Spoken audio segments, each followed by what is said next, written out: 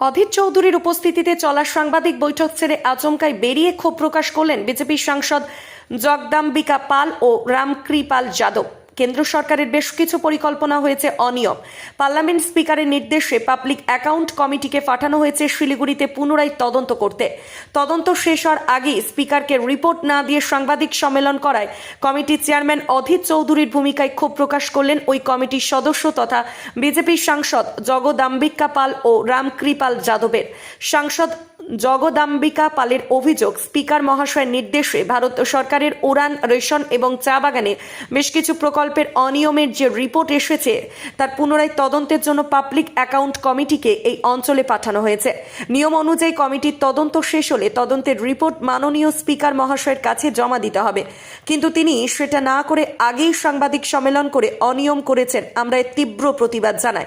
আমরা স্পিকার মহাশয়ের কাছে বিষয়টি জানাবো। অন্যদিকে অধীর এই প্রশ্ন করা হলে एड़िए जान তিনি। कमेटी जिसको लोकलेखा समिति कहते हैं वो सिलीगुड़ी के दौरे पे थी और उस सिलीगुड़ी के दौरे पे कुछ जो controller auditor general of India CNAG ने कुछ स्कीम पे या डिपार्टमेंट्स की जो स्क्रूटनी करते हैं, स्क्रूटनी करने के बाद अगर उस पर पैरा ऑडिट बनता कुछ आपत्तियां होती हैं तो उन आपत्तियों को दिया जाता है।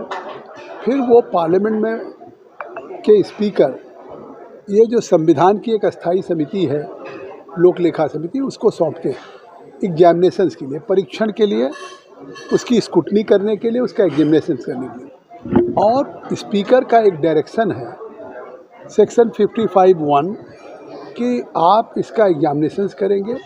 जो संबंधित अधिकारी हैं, सेक्रेटरी हैं या विभाग के, उनको बुलाएंगे।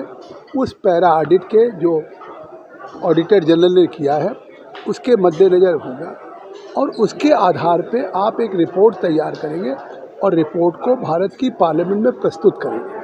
तो जब रिपोर्ट प्रस्तुत हो जाता है तब वो एक तरह से पब्लिक डोमेन में आता है। अभी जो ऑडिट हुआ है और उसको हम एग्जामिनेशंस कर रहे हैं तो ये एक तरह से स्पीकर साहब का होता है कि इसमें हम इसको रिवील नहीं करेंगे। उसकी प्रेस कॉन्फ्रेंस कर रहे थे अधीर रंजन चौधरी, ये उसका राजनीतिकरण कर रहे हैं। आखिर जब हम एग्जामिनेशन में स्क्रूटनी कर रहे हैं, चाहे उड़ान स्कीम की हो या अन्य किसी स्कीम की, on the basis of para audit, आज इतनी उड़ान स्कीम सफल हो रही कि जो जिसके पाँव में चप्पल था आज वो छोटे छोटे रीजनल कनेक्टिविटी हो गई। देश की आज़ादी के बाद जब भारत के प्रधानमंत्री नरेंद्र मोदी जी हुए तब उन्होंने इस तरह की योजना सोची कि देश का एक गरीब से गरीब व्यक्ति भी हवाई जहाज़ से हवाई चप्पल पहन के यात्रा कर सके। और उस स्कीम में आपने देखा कि कितना नॉर्थ ईस्ट से लेकर के और ये और मोर देन 50% से ऊपर हो चुकी है। लेकिन इसके बावजूद अब उसमें क्या ऑडिटर ने अपनी ऑडिट रिपोर्ट में उन्होंने लगाया है पैरा ऑडिट या क्या कमियां दिखाई हैं, तो उसके एग्जामिनेशंस के लिए हम न कि हम एग्जामिनेशंस कर रहे हैं उस आरोप को कि उड़ान स्कीम को देने में जिनको दिया गया डायरेक्शन दिया है तो हमने उसका पालन किया है। और किसी चीज़ों को जिसका दायित्व यह है कि हम इन हाउस कैमरा में मीटिंग करें, उसको पब्लिक प्रेस कॉन्फ्रेंस करें। सर ये टाइम में आएगा, क्या उनको बोलना नहीं चाहिए था? क्या करते? उनकी सोच है। ये तो पब्लिक फिर नहीं, हम स्पीकर के नॉलेज संज्ञान जरूर लाएंगे कि इस तरह से एक जो डायरेक्शन आपका है और उसके विपरीत जिस तरीके से चेयरमैन अधीर रंजन चौधरी ने आचरण किया है उसकी हम जानकारी दें। अब हमारे Ram Pratap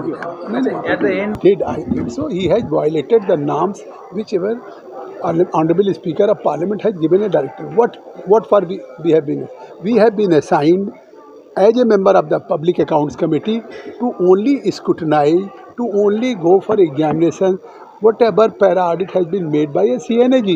So I think so whatever the propriety and direction of the Honorable Speaker, if somebody, either he may be a chairman, if he was violating, so that's why we have boycotted, I along with Ramkrypal Yadav ji. Will you act? और निश्चित तौर पर असहजता हुई जिसकी वजह से हम लोग प्रेस कॉन्फ्रेंस का मीटिंग नहीं बहिष्कार किया, प्रेस कॉन्फ्रेंस का बहिष्कार किया। और निश्चित तौर पर सब चीज़ों का ख्याल रखना चाहिए, इसको राजनीतिकरण नहीं ऐसे चीज़ों को करना चाहिए। और पार्लियामेंट की जो ये कमेटी होती है, लोक लेखा समिति बहुत ही इंपॉर्टेंट कमेटी है, 100 साल पुरानी कमेटी है और संवैधानिक कमेटी है, तो इसकी अपनी गरिमा होती है। और मैं पिछले 5 साल से इसका मेंबर हूँ लगभग।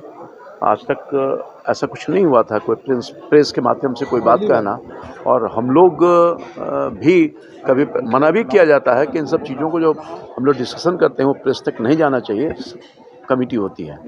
और मैं देखता हूँ कि आज तक मैंने देखा है कि कोई पॉलिटिकल दृष्टिकोण से नहीं, देश हित में ये काम करती है और लोगों के हित में काम करती है, और जो दूध का दूध पानी का पानी करके और पार्लियामेंट को अपना रिपोर्ट प्रस्तुत करती है।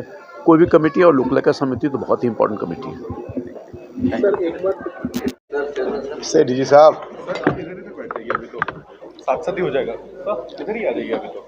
इधर है, थोड़ा प्रेस से मुलाकात कर लेते हैं।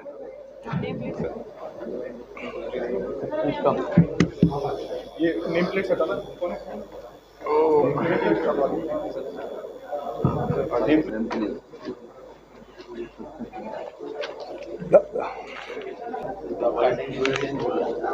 मेरा आइडेंटिटी कोई चेंज नहीं हुआ।